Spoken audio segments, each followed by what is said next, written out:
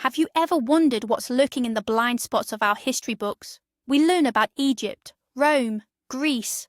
But what if I told you that's just the tip of a massive submerged iceberg? Dozens of great civilizations thrived, their stories erased by time, their achievements forgotten. Today, we're embarking on a journey through the torn-out pages of history. Prepare to be amazed, because some of these cultures were far more advanced than we could possibly imagine. So why are their stories left untold? The history we're taught often acts like a spotlight, illuminating only a few bright points on the vast map of time. History is often written by the victors, by those who left behind written records or impressive ruins. Many great civilizations, however, either never developed writing, or their cities were reclaimed by jungles and deserts, or they were simply conquered and assimilated by more aggressive neighbours. Today, we aim to right this historical wrong. Our first journey takes us deep into the unknown. Get ready, because this place shatters everything we thought we knew about the dawn of civilization. It's called Göbekli Tepe, located in southeastern modern-day Turkey. Now, for the mind-blowing part, its age. This complex is nearly 12,000 years old. Just let that sink in. It predates Stonehenge by 6,000 years, and the first Egyptian pyramids by 7 millennia. When it was built, humanity hadn't even invented the wheel or pottery. So, what exactly is it? It's not a city, not a settlement. It's the world's oldest known temple complex. Massive stone pillars, weighing tens of tons each, are carved into distinctive T-shapes and arranged in perfect circles. Etched onto their surfaces are intricate carvings of wild animals: foxes, boars, snakes, scorpions. The level of detail is simply astounding for the Stone Age. But here's the biggest enigma. It wasn't built by settled farmers, but by nomadic hunter-gatherers. This completely upends conventional theories. The prevailing wisdom was that people first developed agriculture, settled down, and only then, with food surpluses and leisure time, began constructing grand temples. Göbekli Tepe proves the exact opposite. Perhaps the very act of bringing hundreds of people together to build such a colossal sanctuary forced them to find new ways of procuring food. In other words, agriculture didn't spark religion. Rather, the impulse for faith may have sparked civilization itself. Our journey continues eastward, taking us to the valley of the mighty Indus River, a region encompassing modern-day Pakistan and India. Here, some 4.5 millennia ago, a civilization emerged that could easily rival any other in terms of sophistication and development. This was the Harappan, or Indus Valley Civilization. Forget the image of chaotic ancient cities. Their metropolises, like Mohenjo-Daro and Harappa, were veritable masterpieces of urban planning. Imagine perfectly straight streets, intersecting at precise right angles, with houses built from standardized fired bricks. And here's the astonishing part. Every single home boasted a sophisticated system of plumbing and drainage. They also constructed impressive public baths, vast granaries, and bustling dockyards. They engaged in extensive trade with Mesopotamia, crafted exquisite jewellery, and produced intricate seals adorned with animal motifs. Yet this brilliant history is marred by two immense mysteries. Two gaping black holes, if you will. The first is their writing system. Thousands of inscriptions have been unearthed, but despite countless efforts, no one in the world has yet managed to decipher it. A complete civilization gazes back at us, yet remains utterly silent. The second mystery is their sudden and dramatic disappearance. Around 1900 BCE, their magnificent cities began to empty, and soon their entire culture simply dissolved. What truly happened? Did climate change play a role? Did the mighty river shift its course? Were they conquered by invaders? We are left with mere theories. This once great civilization of unparalleled engineers simply vanished into oblivion, leaving us with far more questions than answers. Now let's turn our attention to Asia. Imagine cities, meticulously planned, laid out with mathematical precision, with streets intersecting at perfect right angles. But here's the truly astonishing part. Every single home had its own sophisticated plumbing and drainage system. We're not talking about ancient Rome. We're talking about a civilization that thrived 4,500 years ago in the Indus River Valley, known today as the Harappan civilization. Their cities, like Mohenjo-Daro, were bustling metropolises, truly ahead of their time. They traded extensively with distant Mesopotamia, crafted stunning jewellery, and created intricate seals. Their level of organisation and engineering prowess is simply astounding. However, this magnificent civilization is shrouded in two immense mysteries. The first is their enigmatic writing system. Thousands of texts have been unearthed, yet we cannot decipher a single word. It's akin to watching a silent film about a magnificent empire. They speak to us through their artifacts, but their actual voices remain unheard. And the second, perhaps the most haunting question of all, where did they go? One day, their flourishing cities simply emptied out. There were no clear signs of war or an obvious natural disaster. They simply vanished, leaving behind ghost cities and one of the most profound unanswered questions in human history. Let's journey now to the heart of Mesoamerica, deep into the tropical jungles of modern-day Mexico. Here, long before the Aztecs and Mayans rose to prominence, a culture historians often call the mother civilization emerged, the Olmecs. They were the true pioneers of this region, very likely the first to conceive of the ritual ball game, develop a sophisticated calendar, and possibly even introduce the concept of zero into mathematics. In essence, much of what we admire in later Mesoamerican cultures, particularly the Maya, stands on foundations laid by the Olmecs, but their most iconic legacy, their defining symbol, are the colossal stone heads. Imagine, enormous, towering up to 3 meters high and weighing dozens of tons, these heads were meticulously carved from single blocks of volcanic basalt. What's most striking is that each head features a unique, incredibly realistic face. Think full lips, broad noses, and an often pensive or stoic gaze. These aren't depictions of gods, they are clearly portraits. But whose? Powerful rulers? Legendary warriors? We simply don't know. How did they carve such intricate details without metal tools? And how did they manage to transport these multi-ton monoliths for dozens of kilometres through dense jungles and treacherous swamps? The Olmecs remain mysterious progenitors who set the course for an entire region's development, yet took their greatest secrets with them. But what about Europe long before Rome's foundations were laid on its hills or the first philosophers emerged in Athens? Let's journey to the Balkans, specifically to the lands of modern-day Serbia, Romania, and Bulgaria. Here, roughly 7,000 to 8,000 years ago, the remarkable Vinca culture flourished. These people were among Europe's earliest metallurgists, mastering the art of smelting copper, while much of the continent remained in the Stone Age. They built extensive, well-organised settlements and created exquisite pottery, along with enigmatic figurines featuring almost otherworldly faces. Their greatest legacy, however, is a true historical bombshell. Numerous artefacts bear strange, incised symbols. Many scholars contend that these aren't mere decorative patterns, but represent the world's earliest form of proto-writing. Imagine that, 2 millennia before the Sumerians and Egyptians. These symbols, particularly the renowned Tartaria tablets, continue to fuel intense debate. Are they merely ritualistic symbols, potter's marks, or a fully developed writing system that remains undeciphered?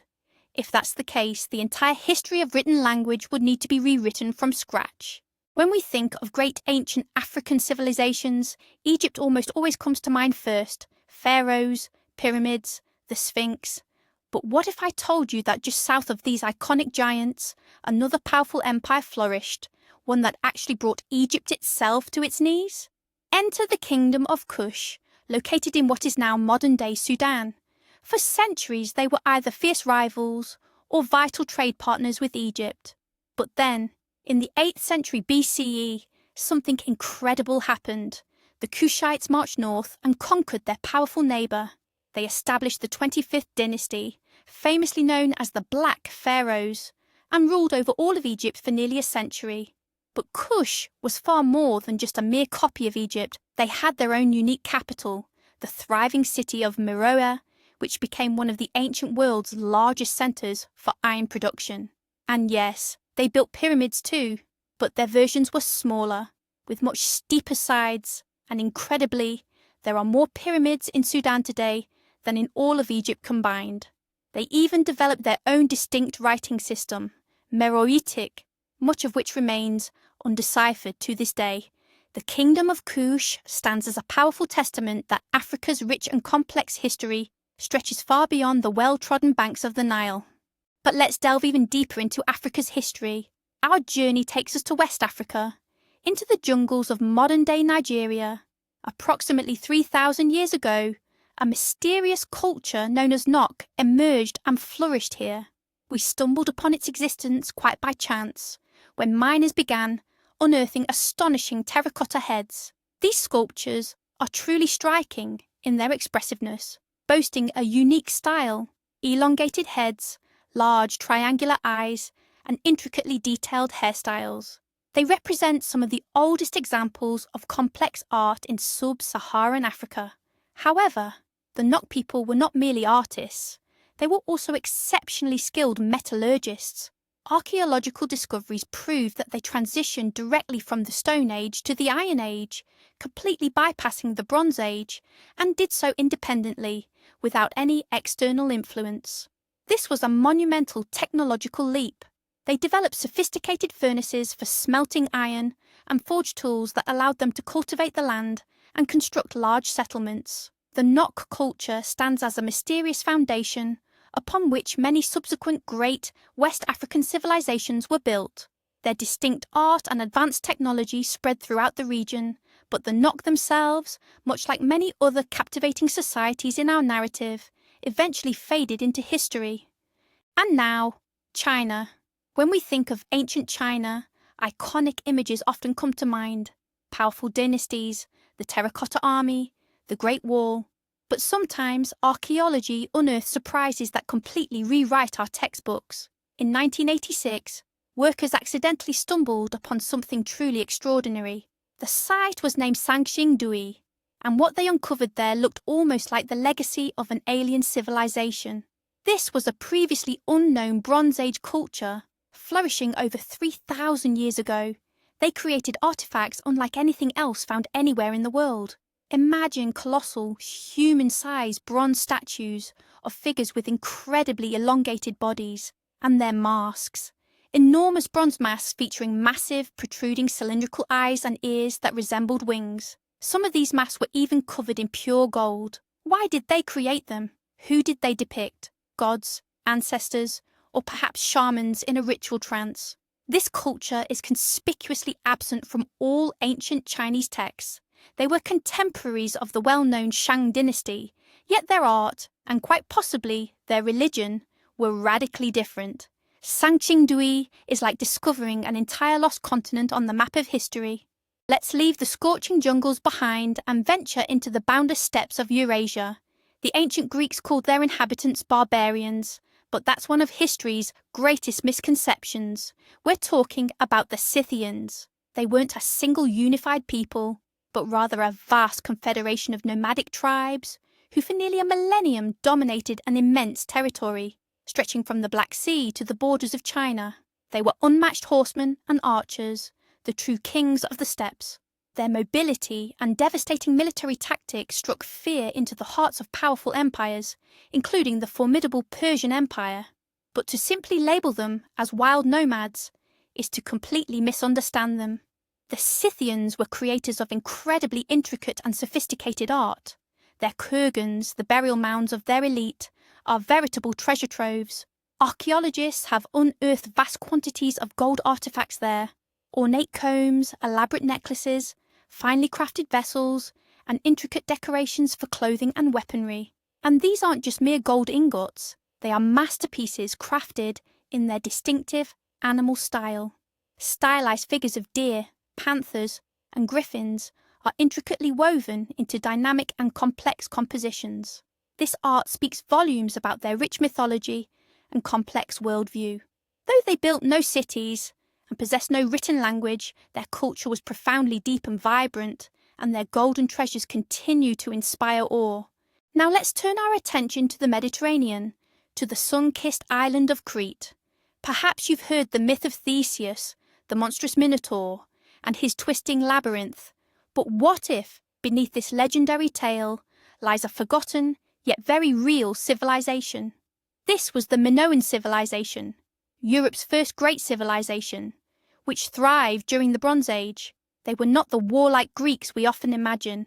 Instead, they were a thalassocracy, a true maritime power whose wealth was built not on conquest, but on extensive trade. Their palaces, such as the renowned Knossos, were not defensive fortresses. Rather, they were vast, multi-story complexes featuring hundreds of rooms, clever light wells, advanced plumbing, and even sewage systems. The walls of these palaces were adorned with vibrant, joyful frescoes. Notably, we find no scenes of battle depicted. Instead, they showcase acrobats vaulting over bulls, elegant women in fashionable attire, playful dolphins, and even sea urchins. It seems women played a significant role in Minoan society, possibly even serving as priestesses. Then, around 1450 BC, this flourishing civilization abruptly collapsed.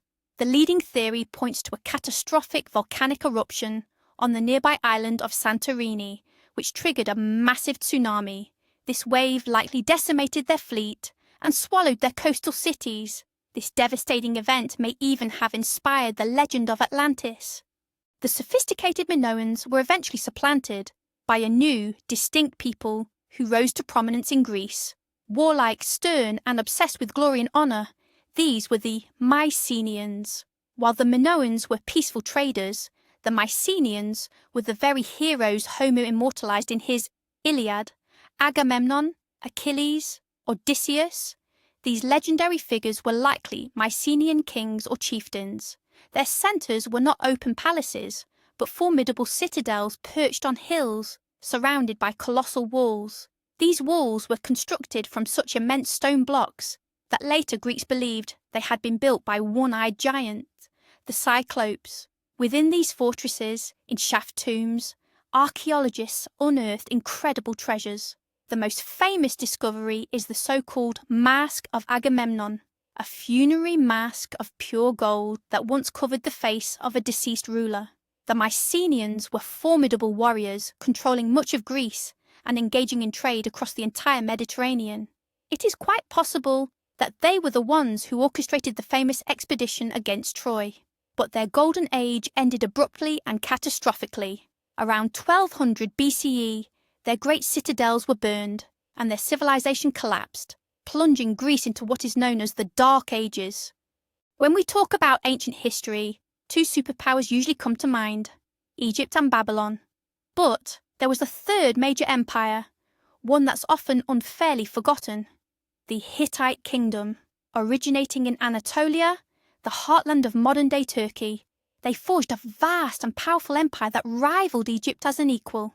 The Hittites were the first in the region to master the large-scale production of iron, which gave them an immense military advantage. Their war chariots, lighter and faster than those of the Egyptians, made them a formidable force on the battlefield. The most famous confrontation between these two superpowers took place at the Battle of Kadesh. Facing off were the armies of Egyptian Pharaoh Rameses II and Hittite King Muwatalli. While both rulers famously claimed victory, the battle itself most likely ended in a stalemate. This led to the signing of what's considered the first known peace treaty in human history, the text of which has survived to this very day. The Hittites also left behind incredibly rich archives of cuneiform tablets, providing us with extensive insights into their laws, religion, and diplomacy. However, like many other Bronze Age civilizations, their mighty empire eventually collapsed under the relentless onslaught of the mysterious Sea Peoples. Now let's turn our attention back to Europe, but let's go much, much further back in time, to the Neolithic period. Spanning the territories of modern-day Ukraine, Moldova, and Romania, a culture existed with a truly astonishing scale. This was the Tripilian culture, also known as Cucuteni Tripilia. These people were not nomads. They were settled agriculturalists, but their settlements, they were truly extraordinary. They built what we now call proto-cities, settlements that could house up to 15,000 and sometimes even 20,000 people. 6,000 to 7,000 years ago, these were, at the time, the largest settlements anywhere in the world. Their homes were two-story, often painted in vibrant colours. They created incredibly beautiful pottery, adorned with complex spiral patterns. But their most peculiar tradition still baffles scientists today. Every 60, 80, or sometimes 100 years, they would completely burn their entire city to the ground. Then, on the very same spot, directly atop the ashes, they would construct a brand new one. Why did they do this? Was it a ritual of purification, a symbolic farewell to the world of their ancestors? Or perhaps, did they have practical, even sanitary reasons? We simply don't know. But this perplexing tradition left archaeologists with unique time capsules, allowing us to peer directly into the daily lives of the largest civilization of prehistoric Europe. Let's journey to the tropical jungles of Southeast Asia. When you hear Cambodia, your mind likely turns to the majestic temple complex of Angkor Wat. However, Angkor was merely the pinnacle, the thriving capital of a vast and powerful Khmer Empire that flourished here from the 9th to the 15th century. The true secret to its might wasn't primarily its armies, but rather its ingenious command of water. The Khmer were brilliant hydraulic engineers. They engineered an intricate system of canals, dams and colossal reservoirs known as barrages. Some of these were the size of small lakes. This sophisticated network allowed them to capture monsoon rains, store water for the dry season, and effectively irrigate their extensive rice fields. As a result, they could achieve an astonishing 3 or even 4 rice harvests annually. This generated colossal food surpluses, enough to sustain a massive army, thousands of builders, and a capital city whose population, by some estimates, swelled to 1 million people. At the time, this made it the largest urban centre on Earth. Yet this very same intricate system likely also contributed to their eventual decline as the climate shifted and it could no longer function as effectively. Now, let's journey deep into the desert. Imagine a city carved directly into rose-red cliffs, a city that remained hidden from the Western world for centuries. This is Petra, the capital of the enigmatic Nabatean kingdom. Initially a nomadic Arab tribe, the Nabateans achieved what seemed impossible. They mastered the desert, and at the crossroads of ancient trade routes, forged a wealthy and powerful state. Their riches flowed in from the trade of frankincense, myrrh, and spices, commodities prized as highly as gold in Rome and Greece. But how does one survive in a place where rain is a rarity? The Nabateans became masters of water engineering. They devised a sophisticated system of channels, dams, and cisterns, all meticulously carved into the rock. They learned to collect every precious drop of rare rainfall and channel it directly into the city. This ingenuity allowed them not only to drink, but also to cultivate lush gardens and create stunning fountains in the heart of the desert. Their iconic facades, like the treasury and the monastery, aren't buildings in the conventional sense, but rather elaborate tombs and temples sculpted from the living rock. The Nabateans stand as an astonishing testament to human ingenuity, a civilization that made even the most barren lands bloom. Let's journey back to Peru, but this time we'll venture high into the mountains, into the cloud forests clinging to the slopes of the Andes. Here, far from the coastal deserts and valleys, lived a mysterious and proud people whom the Incas respectfully called the Chachapoya, or warriors of the clouds.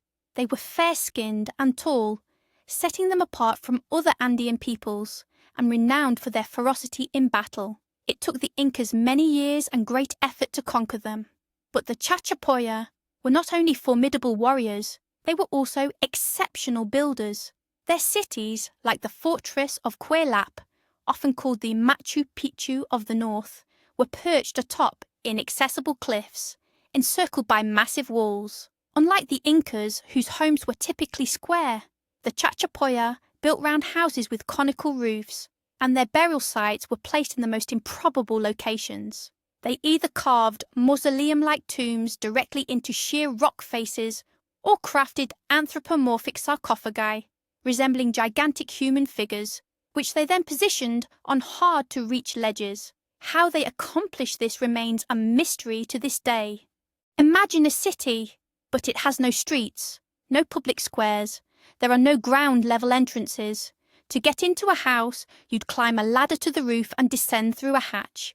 This is precisely what Çatalhöyük looked like, one of the earliest urban settlements in human history.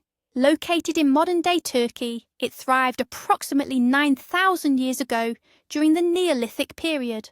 It was a true Stone Age metropolis, home to up to 8,000 people. The houses in Çatalhöyük were built from mud bricks and clustered together, forming a single honeycomb-like structure. This unique architecture likely served a defensive purpose. Without streets, it would have been incredibly difficult for enemies to penetrate.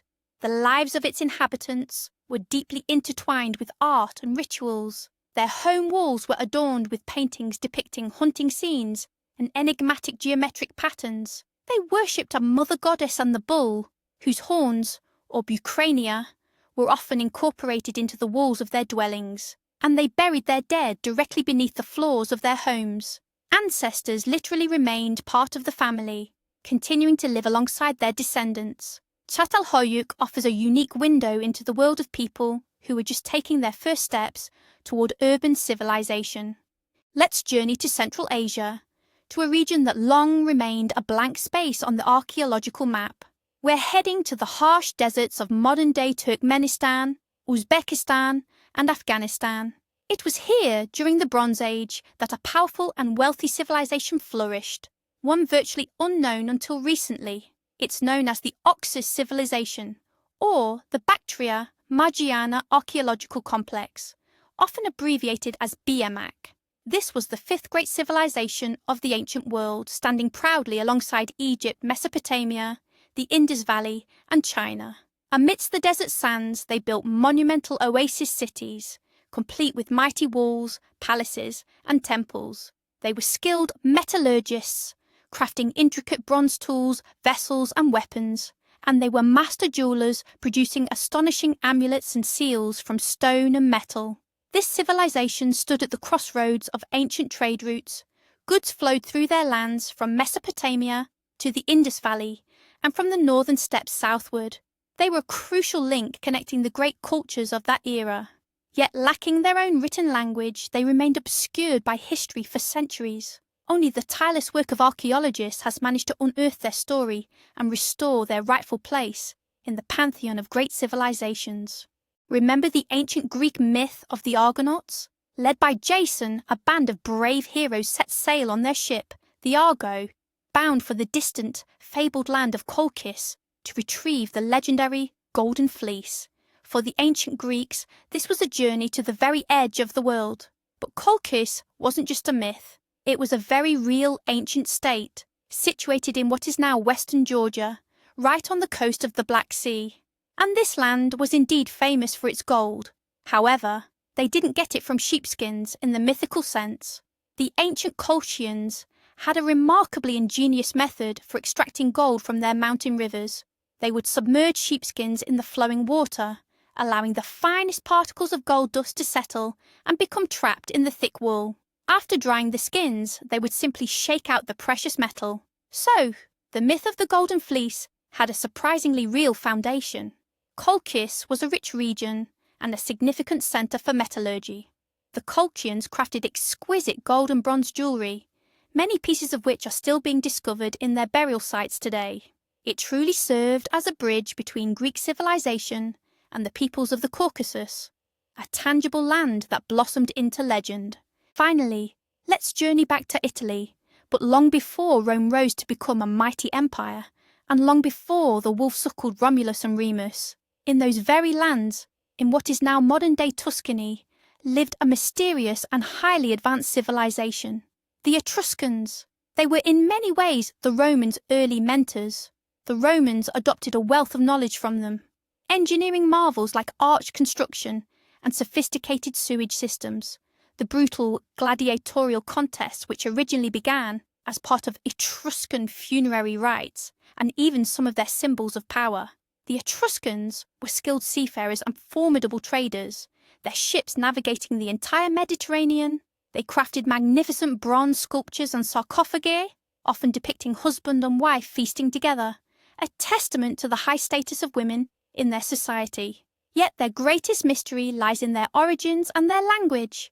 While we can read their alphabet, which resembles Greek, we understand almost nothing of what their words mean. Their language stands unique, unrelated to any other known European tongue. Where did they come from? Were they migrants from Asia Minor, as Herodotus believed, or an indigenous people of Italy? The enigma of the Etruscans remains the last great puzzle of ancient Rome, a mystery of a people who taught their future conquerors, yet whose own history was ultimately erased by them. So what does all this mean? The main takeaway is simply astonishing. Human history isn't the straight, linear progression from cave to skyscraper we're often taught. It's a vast, branching tree with countless withered branches lost to time. Discoveries like Göbekli Tepe prove that complex social and religious structures could emerge even before the advent of agriculture.